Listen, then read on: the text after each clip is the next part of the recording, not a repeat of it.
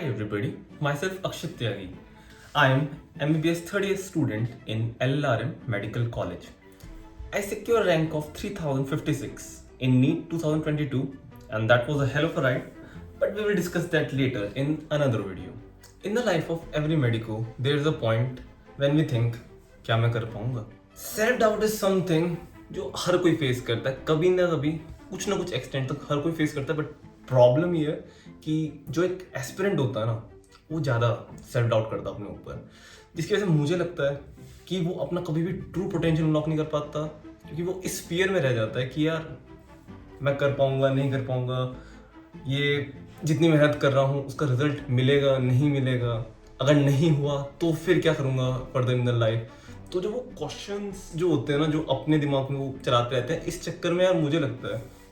कि जो main focus होना चाहिए उनका कि यार क्वेश्चन सॉल्व करते हैं स्ट्रेटेजीज बिल्ड करते हैं या कल का क्या करना है उस चक्कर में रात को अपने इस डायलेमा में सोते हैं यार कि क्या होगा यार मेरे साथ क्या मैं कर पाऊंगा नहीं कर पाऊंगा। और मैं सच बताऊं हर मेडिको जो मतलब आता है मेडिकल कॉलेज के अंदर यार उसकी लाइफ में कभी ना कभी ये पॉइंट आता है एक ब्रेक पॉइंट भी आता है और सबको लगता है यार मैं नहीं कर पाऊंगा यार इतना कंपटीशन है इतना कुछ है कैसे होगा। But I would like to say भाई सब हो जाएगा तुम बस एक पाथ होता है उसको फॉलो करो उस पर चलो सब आए यहाँ तक यार हम कोई अलग थोड़ी हैं हम भी कल वहीं थे 11th-12th में थे कोचिंग्स के अंदर थे पढ़ रहे थे पेपर दे रहे थे नए नंबर आ रहे थे बट हाशिदारी में हम यहाँ हैं सबने अच्छे अच्छे स्कोर करे और मेडिकल कॉलेज के अंदर है और फिर यहाँ भी पढ़ना पड़ता है यार। तो ये तो लाइफ है यार करनी पड़ेगी बट ये है कि कॉन्टिन्यूस पाथवे होना चाहिए ये नहीं कि आज यार कर लेते हैं और 10 दिन करा नहीं और फिर बाद में परेशान होते हैं कि यार 10 दिन खराब हो गए पढ़ाई नहीं हो रही। यार तुम इन चीज़ों को छोड़ दो और उन चीज़ों फोकस करो जो तुम कर सकते हो that is consistency that is self realization कि भाई मैं क्या कर रहा हूँ मुझे क्या करना चाहिए और मुझे क्या नहीं करना चाहिए। अगर ये तुम्हें खुद को पता हो किसी और को बताना ना पड़े तो यार I think you can do anything in your life. But थोड़ी प्रॉब्लम्स होती है एक सपोर्ट फ्रेमवर्क चाहिए होता है। हमारे भी कुछ दोस्त थे जिन्होंने बहुत सपोर्ट करा family support and everything.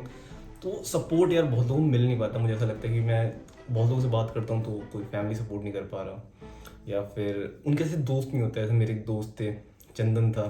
Pandey था तो यार उन्होंने इतना सपोर्ट दिया था ना मुझे उस टाइम पे कि जब मैं जब पहली बार मैंने अपना मॉक टेस्ट लगाया था मेरे 280 स्कोर आया था एंड आई वाज लाइक उनके 500-600 क्रॉस कर रहे थे एंड आई वाज लाइक यार कैसे होगा नीट यार ये इतना बढ़िया कर रहे हैं मैं इतना पीछे हूँ कैसे होगा। बट दे सपोर्टेड मी कि यार क्योंकि उनका मेरे से उनका एक ड्रॉप में हुआ सिलेक्शन मेरा सेकंड ड्रॉप में हुआ था तो उन्होंने मुझसे कहा था कि यार एक पॉइंट पे हम भी यहीं थे हम भी उसी जगह पे थे कि जब हमारा लो स्कोर आया था और फिर उससे हम यहाँ तक पहुँचे and then further they go in their life.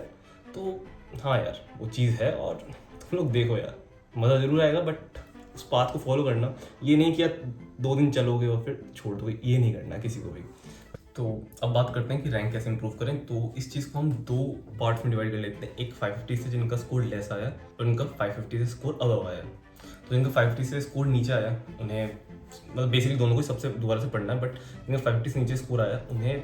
ज़्यादा अच्छी तरह चैप्टर्स को पढ़ना चाहिए क्योंकि मुझे लगता है कि उनके अभी चैप्टर्स इतने ग्रिप में नहीं गए होंगे जितनी ग्रिप होनी चाहिए कि जब कल को उससे कोई एडवांस लेवल का क्वेश्चन आए तो आप कर पाओ। जैसे 1D के अंदर भी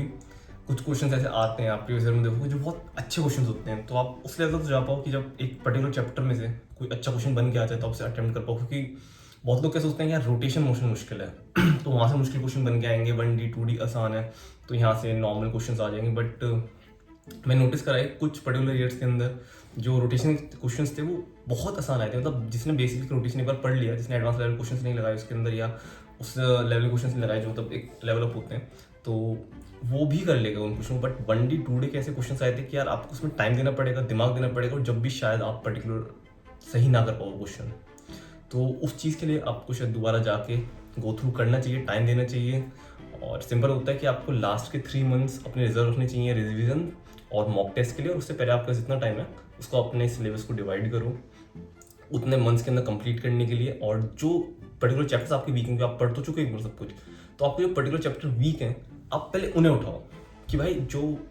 वीकनेस है पहले उसे सही कर लो क्योंकि जो चीज़ें आती हैं वो तो बाद में पढ़ के भी कर लोगे पर जो चीज़ नहीं आती वो शुरू से कर लो तो अच्छा है क्योंकि आप शुरू में वाले टॉपिक्स उठाने वाले हो जो आपको आते हैं क्योंकि आपको एक वो सेल्फ कॉन्फिडेंस के लिए भी जैसे पहले बोला था करोगे आप लोग जो फेक वाला है। ठीक है, क्योंकि आप पहले वो चैप्टर्स कर लो जो आते हैं, फिर उन चैप्टर को छोड़ दोगे कि जो नहीं आते उन्हें लास्ट में उठाओगे, फिर लास्ट में आप टेंशन लोगे, यार इतना टाइम रह गया, ये क्वेश्चन नहीं हो रहे, वो क्वेश्चन नहीं हो रहे, तो उसके अंदर अपना टाइम वेस्ट करने वाले हो। ठीक है, तो अब उन लोगों के लिए बात करते हैं जिनका नीट के अंदर स्कोर 550 प्लस रहा होगा, 580 600 आपके नंबर आए होंगे और आप उसे इंप्रूव करना चाहते हो। तो उसके लिए वही, आप भी स्टार्टिंग से सब चीज़ें दोबारा पढ़ना स्टार्ट करें। ये मत समझे कि आपको सब आता है तो आप ऐसे एकदम से मॉक टेस्ट लगाना स्टार्ट कर दो, नहीं, कुछ ना कुछ आपको भी मतलब इंप्रूवमेंट या फाइन टच चाहिए होंगे, तो एक बार सब दोबारा से पढ़ो। ये कि अपना ड्यूरेशन ऑफ टाइम बढ़ाओ मॉक टेस्ट लगाने का, तो आप 5 मंथ्स पहले स्टार्ट कर सकते हो मॉक टेस्ट लगाने। मई में पेपर है तो आप दिसंबर से स्टार्ट कर सकते हो मॉक टेस्ट लगाने। और आपको जो मेन चीज़ पे ध्यान देना वो है आपकी सिली मिस्टेक्स। आपका नीट में उस साल जो रुका होगा सिलेक्शन, वो इसलिए रुका होगा आप लोगों ने सिली मिस्टेक्स ज़्यादा करी होंगी, क्योंकि आप लोग अब भी कोई पेपर लगाओगे तो आपको मुश्किल से शायद 15 या 10 क्वेश्चन नहीं आते होंगे, तो उसके अराउंड स्कोर बैठेगा 600 680 स्कोर बैठ जाएगा आपका उसके अराउंड, पर आपको उतना आता नहीं होगा, आपका आया 580 या 600। क्यों? क्योंकि आपने सिली मिस्टेक्स ज़्यादा करी हैं।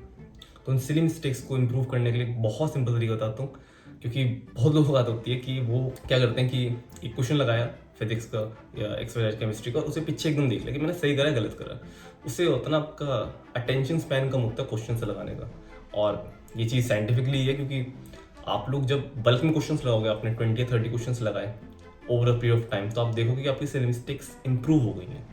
तो उस चीज़ को अप्लाई करना इस चीज़ में कि अगर आपको यही हैबिट है कि आप एक क्वेश्चन लगाते हो फिर पीछे देखते हो, तो उसे हटा के आप कोशिश करो कि भाई 20 30 40 और जितने क्वेश्चंस कर पाओ,